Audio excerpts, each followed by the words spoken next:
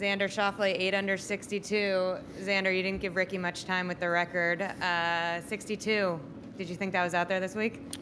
It's not really what you expect playing a U.S. Open, but monkey see, monkey do.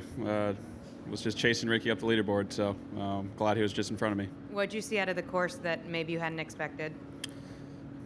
I'd say the sun didn't come out, and it was misting this morning, so I'd say the greens held a little bit more moisture than anticipated, for myself at least, and I think it made the green sort of that more holeable speed almost, and then coming into greens, you're able to pull some wedges back, and then the fairways are a little bit softer too because of that sort of overcast, and without the sun out, it's not drying out much, so I think fairways are easier to hit, and greens are a little bit softer, so I'm anticipating the sun to come out just as much as every West Coast person out here, so I'm thinking the course is going to firm up a little bit. And what club did you hit on number 7? On 7, that was a 4-iron. Pretty much what Austin and I would call a tomahawk 4-iron. That's pretty much all I have in my body. We're going to open up for questions. Right to Ryan on the left.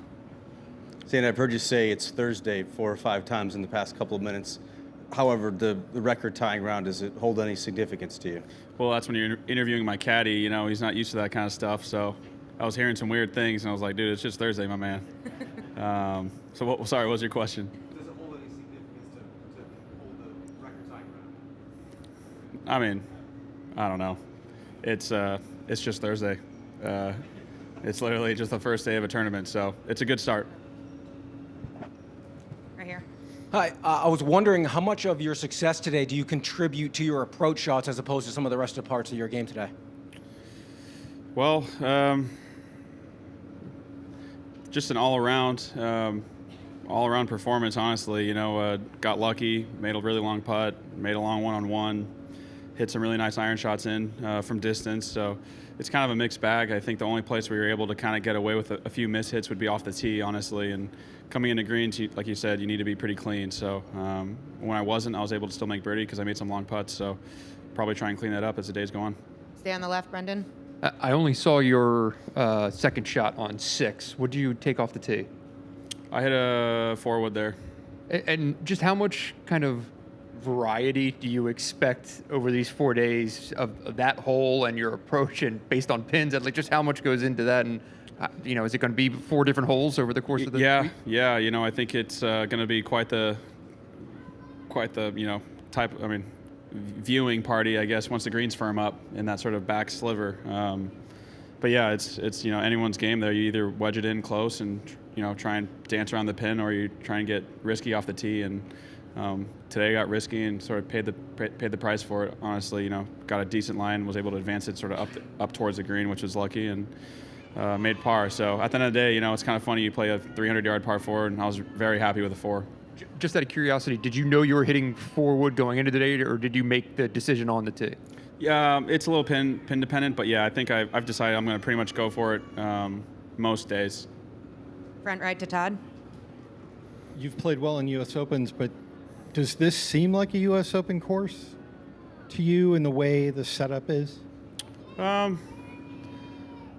Yeah, it does. It's the colors are different. It feels like we're in a park right now, and we're used to being sort of on the East Coast with bluegrass and lined fairways and sort of different types of grass, which are just much darker. So the feel, the stands, everything, the competition definitely feels like a major in a U.S. Open. You just wait till this place firms up. It's gonna be nasty. Well, I guess that's what everybody's looking at these scores going, oh my God, this is going to be a completely different Open. Is that just not a accurate picture of what they're going to do to it now? My job's just to play. I try not to speculate too much. So I'm gonna take what the course can give me, and today it gave me a low one, and we're gonna have to assess it as we go on. Since you shot 62, do you want to see him make it harder and harder? I just want to keep playing some good golf. And the attitude, I think that's what Austin was most focusing on out there, was just that you have the right mindset to play hard golf courses well, hard setups well. Do you feel that strongly about that for yourself, and how do you characterize how good you're at doing that? Yeah, I think I've played really well in majors. Obviously, haven't won any of them yet, but it's just sort of a type of golf. It's just hard. You have to kind of think your way around. Austin actually, give him some credit, which I normally don't do too often, but he helped me on like three or four attempts today where he talked me into a safer line, or playing away from trouble. Even on 6, for example, I was trying to go left and he was like, let's go this way, and I kept going left and he goes, let's go this way. So that's credit to him. We always think we can get away with some ridiculous stuff out there, and sometimes it's nice to have some help to talk you off the ledge. Front left, Good, Mark. good team. Front left. Hey, Xander. With regard to Ricky, it's been a few years since he's been kind of up there in major championship leaderboards, and he fell out of the rankings a bit. Now he's been working his way back. What is your level of respect for kind of him grinding to get it back and searching and starting to see some results? Yeah, Rick's awesome. He's truly probably one of the nicest guys out here. I mean that when I say it, and I couldn't be happier for him to see him in good form. He's I've played, being in Florida a little bit more now. I've played some games with him, and he's just a pleasure to be around. And it's not surprising to see him shoot 8 under either. So I'm happy that he's able to get back into good form and can compete at a high level. Stay right here with Michael. Thank you. What do you do on a Thursday afternoon if you got a late tee time and like a guy shot 62 and you're already 8 shots back? How do you handle that in your mind? Yeah, we're all golfers, so we pick apart the things we didn't do well today, and then we try and get better at it. So I go practice, have some lunch, go practice a little bit, hang out, and then do it all over again.